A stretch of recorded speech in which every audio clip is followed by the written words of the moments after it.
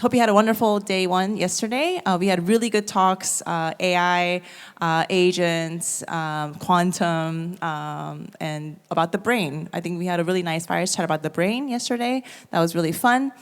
Today is going to be all about crypto. There's some agent talks, but mostly related to crypto, about gaming as well. We have something about Web3 gaming. Let's go through day two. Another reminder that all this was possible thanks to our sponsors, Open Gradient, Near, G20, 00, Alio, Noble, IQ Wiki, Octant, and Starkware. It's a bear market. It's really hard to support events, and especially like smaller events like BUIDL Asia. But they believed in my vision, and really thank you to all of them for making this happen. Thanks to everybody. All right. And our speakers again, if you see them running around, please grab them and say hi.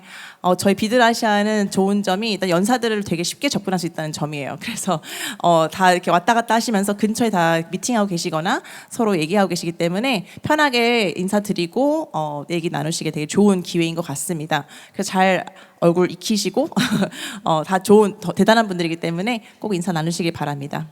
Yeah, so please network with these speakers. They're amazing. They're gonna rock it today as well. And this is the agenda for, this is yesterday, I believe.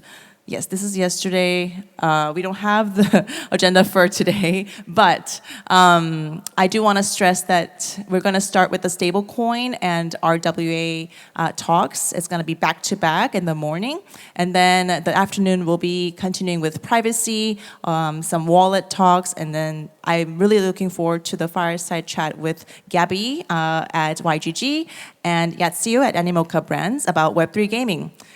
So my assumption was that everything is, not assumption, but my speculation was that everything is dead. And let's say, is it really dead? I'm questioning if it's actually dead.